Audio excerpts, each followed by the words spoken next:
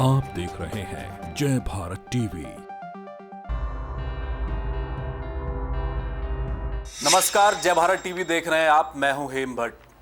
कल आखिरी चरण का मतदान होना है। 6 चरण पहले पूरे हो चुके हैं और ऐसे में कयास लगने शुरू हो गए हैं कि इस बार केंद्र में किसकी सरकार बनेगी। क्या एनडीए गठबंधन पिछली बार की तरह इस बार भी क्या अपने परिणाम को दोहरा पाएगा या फिर इंडिया ब्लॉक इस बार बड़ा बदलाव करने जा रहा है। इस पर भी चर्चाएं हो रही हैं। हमने आपको पहले भी सट्टा बाजार से जुड़ी हुई कुछ अटकलों की खबरें हमने दिखाई, कुछ आंकड़े पेश किए, क्योंकि सट्टा बाजार भी हर चरण में मतदान के बाद बदलते हालातों के चलते उसके आंकड़े भी ऊपर नीचे गए हैं, पर बहुत नीचे नहीं आ पाए। अब 6 चरण पूरे होने के बाद सट्टा बाजार से एक और आंकड़ा आज हम आपके सामने लेकर आए हैं। ये आंकड़ा इंदौर सट्टा बाजार, मुंबई सट्टा बाजार और फलौदी सट्टा बाजार से जुड़े हुए लोगों से की गई बातचीत के आधार पर है। ये अंतिम आंकड़ा नहीं है और न ही हम इस बात की पुष्टि कर रहे हैं कि ये सट्टा बाजार के जो आंकड़े हैं वो 100% सही होंगे या गलत होंगे। ये सट्टा बाजार आपको मालूम है दिलचस्पी के आधार पर काम करने वाला एक बाजार है। कई दफ़ा इसके आंकड़े सटीक बैठते हैं और कई दफ़ा गलत भी साबित होते हैं। लेकिन आज 4 राज्यों की हम आपको एक तस्वीर दिखा रहे हैं, जिसमें एक राज्य है उत्तर प्रदेश, जो सबसे बड़ा राज्य, जहां 80 सीटें हैं, और उसके बाद महाराष्ट्र जहां 48 सीटें हैं, और एक और राज्य जहां बहुत कुछ इस बार निर्भर रहने वाला है। वहां से सीटों का आंकड़ा किस दल के पक्ष में कितना आएगा, बहुत हद तक तय होगा कि दिल्ली में कौन बैठेगा। वो है मध्य प्रदेश।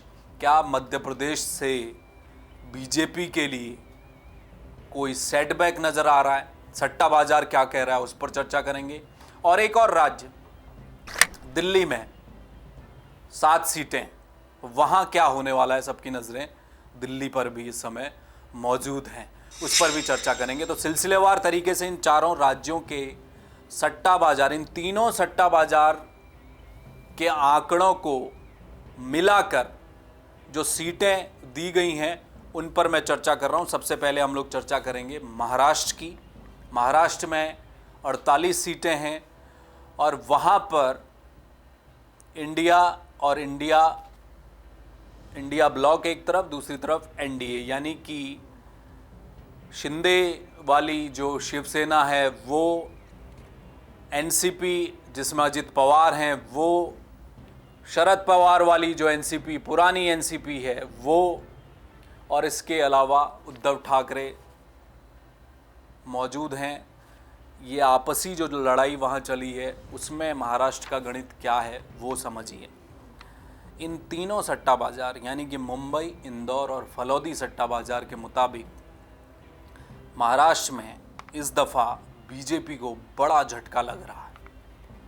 तीनों सट्टा बाजार ये दिखा रहे हैं कि 48 सीटों पर जो वोटिंग हो चुकी है उसमें एनडीए को 28 सीटें मिलती दिखा रही हैं। 28 सीटें मिलेंगी। ये झटका है क्योंकि पिछली बार 42 सीटें मिली थी। इस दफ़ा 14 सीटों का नुकसान है और इंडिया ब्लॉक 20 सीटें जीतता दिखाई दे रहा है। महाराष्ट्र में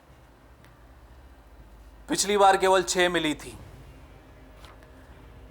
14 सीटों का फायदा इंडिया ब्लॉक को महाराष्ट्र से हो सकता है, ये सट्टा बाजार दिखा रहा है। दूसरे राज्य की बात करेंगे, मध्य प्रदेश, जहां पर 29 सीटें हैं और यहां भी बीजेपी को 5 से 7 सीटों का नुकसान होता दिखाई दे रहा है, ये सट्टा बाजार कह रहा है। सट्टा बाजार के मुताबिक 29 सीटों वाली मध्य प्रदेश में बीजेपी को 20 से 22 सीटें मिल सकती हैं। मध्य प्रदेश में 20 से 22 सीटें भाजपा को और इंडिया ब्लॉक को 5 से 7 सीटें मिल सकती हैं, 5 to 7। पिछली बार बीजेपी ने 28 सीटें जीती थी, केवल 1 सीट कांग्रेस को मिली थी। 28 सीटें जीतने में कामयाब बीजेपी रही थी, लेकिन इस बार ये नुकसान है करीब 5 से 7 सीटों का। एक दिलचस्प आंकड़ा और है मध्य प्रदेश का जो सट्टा बाजार दिखा रहा है, वो ये कि 8 से 9 सीटों पर सट्टा बाजार मध्य प्रदेश में कांटे की टक्कर दिखा रहा है। कांटे की टक्कर 8 से 9 सीटों में, और इन 8 से 9 सीटों में से 5 सीटों पर इंडिया ब्लॉक को एज, कांग्रेस को एज दिया गया है। यानी कि 5 सीटें तो मध्य प्रदेश में सट्टा बाजार सीधे तौर पर इंडिया ब्लॉक यानी कांग्रेस के पक्ष में दे रहा है। वो जो 2-3 सीटें और हैं जहां पर कांटे का मुकाबला हो रहा है, वहां भी अंतिम परिणाम आने तक 5-4 जून को कुछ भी हो सकता है। तो ये जो 5 से 7 सीटों का नुकसान मध्य प्रदेश में बीजेपी को हो रहा है, वो 8 से 9 तक भी पहुंच सकता है। मध्य प्रदेश की ये कहानी है सट्टा बाजार के मुताबिक आज की तारीख में 6ठे चरण का मतदान निपटने के बाद, और कल जबकि 7वें चरण का अंतिम मतदान होना है, उससे पहले के ये आंकड़े। दिल्ली की बात करेंगे, 7 सीटें। इन 7 सीटों में दिल्ली में बीजेपी को 5 से 6 सीटें मिलती दिखाई दे रही हैं। ये तीनों सट्टा बाजार का जो आंकड़ा है वो यही है, 5 से 6 सीटें दिल्ली में बीजेपी को मिल सकती हैं। इंडिया जो ब्लॉक होगा, आम आदमी पार्टी और कांग्रेस, 1 से 2 सीटों पर उसे जीत मिल सकती है। ये दिल्ली का आंकड़ा है। 1 से 2 सीटें इंडिया ब्लॉक, बीजेपी 5 से 6 सीटें, यानी कि मोटे तौर पर 7 में से 6 सीटें दिल्ली में भाजपा जीतती दिखाई दे रही है सट्टा बाजार के मुताबिक। 1 सीटें इंडिया ब्लॉक को मिल रही है। अब उसके बाद आखिरी जो राज्य आज हम जो चर्चा कर रहे हैं, जिन 4 राज्यों की मैं चर्चा कर रहा हूँ, उसमें उत्तर प्रदेश 80 सीटें, और इन 80 सीटों में जो सट्टा बाजार है, मुंबई, इंदौर और फलौदी सट्टा बाजार, यूपी में एनडीए को 60 से 65 सीटें दे रहा है। 60 से 65 सीटें एनडीए को, और इंडिया ब्लॉक को 15 से 20 सीटें मिलती दिखाई दे रही हैं सट्टा बाजार के मुताबिक। 6ठे चरण के मतदान पूरा होने और 7वें चरण से पहले की ये तस्वीर है। यानी यूपी में जिस तरह से जो अनुमान अलग अलग तरह से लगाए जा रहे हैं, वो ये कहा जा रहा है कि इस बार यूपी में नुकसान क्या बीजेपी को उठाना पड़ेगा, क्या ये 50 के आसपास आ सकता है ये आंकड़ा, इस पर भी चर्चा हो रही है।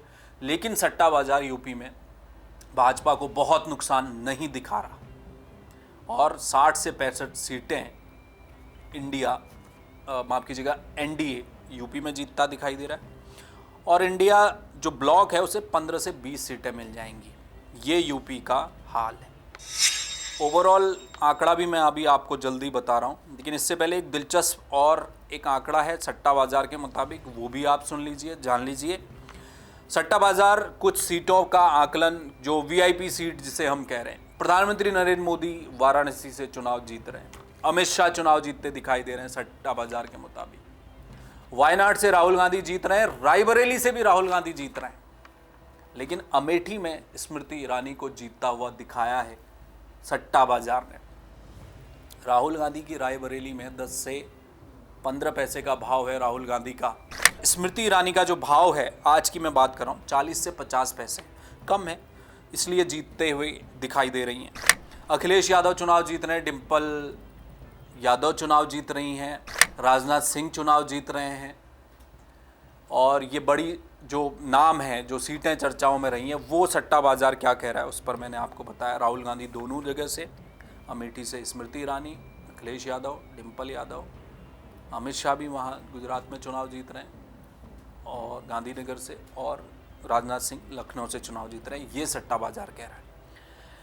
अब ओवरऑल की बात करें तो 6ठा चरण पूरा होने के बाद 7वें चरण से पहले जो सट्टा बाजार का जो आकलन है, वो बीजेपी को 304 से 306 सीटें सट्टा बाजार दिखा रहा है, कांग्रेस को 55 से 65 सीटें दिखाई जा रही हैं। ये ओवरऑल तस्वीर है। बीजेपी 304 से 306 और कांग्रेस 55 से 65 सीट के आसपास सट्टा बाजार दिखा रहा है आज की तारीख में। कल अंतिम चरण का मतदान। ये सट्टा बाजार की आज की कहानी है जो मैं आपके साथ शेयर कर रहा था। सट्टा बाजार दिलचस्पी पर आधारित एक गेमिंग प्लेटफॉर्म है, इलीगल है, लेकिन राजनीति में देश के चुनाव के दौरान इसकी चर्चा बहुत होती है। आपने कई जगह खबरें देखी होंगी, लोगों से चर्चा करते हुए आपने सुना होगा, इसलिए इस आंकड़े को मैं आपके साथ शेयर कर रहा हूं। ये अंतिम आंकड़ा नहीं है, इस आंकड़े की पुष्टि भी जय भारत टीवी नहीं करता। जो आम चर्चाएं चल रही हैं, जो सट्टा बाजार से जुड़े हुए लोगों से जो हमारी बातचीत हुई है, उसके आधार पर ये आंकड़े हैं। अंतिम जो आंकड़े हैं वो 4 जून को आएंगे। उससे पहले कल 7वें चरण का अंतिम मतदान होना है। 6:30 बजे कल शाम को जो एग्जिट पोल हैं, तमाम जो सर्वे एजेंसियां, वो अपना एग्जिट पोल कल शाम को 6:30 बजे लाएंगी। उससे पहले नहीं आ सकता, ये इलेक्शन कमीशन की पाबंदी है। और उसके बाद एग्जिट पोल जो है वो सामने आएंगे। और कमोवेश जो आंकड़े इस समय सट्टा बाजार, जो आंकड़ा मैंने ओवरऑल इन 4-5 राज्यों का आपके सामने रखा, इसी तरह की स्थिति बाकी राज्यों में भी है।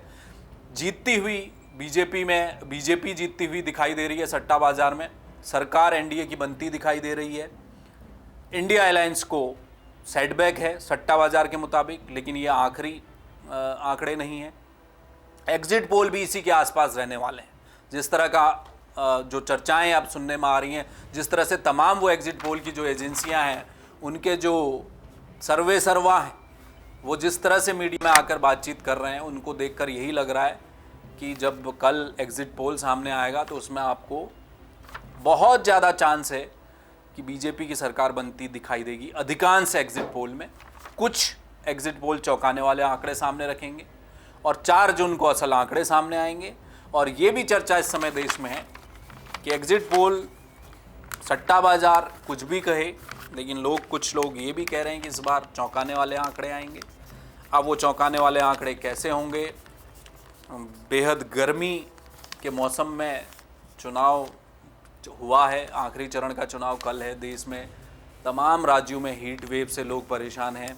प्रधानमंत्री कन्याकुमारी पहुंच चुके हैं, वो अंतर्ध्यान में हैं इस वक्त। तमाम बाकी दलों के नेता भी चुनाव प्रचार खत्म होकर सुस्ता रहे हैं, लेकिन 4 जून को पसीना छूटने वाला है। ये पसीना किसका छूटेगा वो आप और हम मिलकर देखेंगे। जय भारत टीवी से जुड़ने के लिए आपका बहुत शुक्रिया। देश और दुनिया की तमाम बड़ी खबरों के लिए आप देखते रहिए जय भारत टीवी।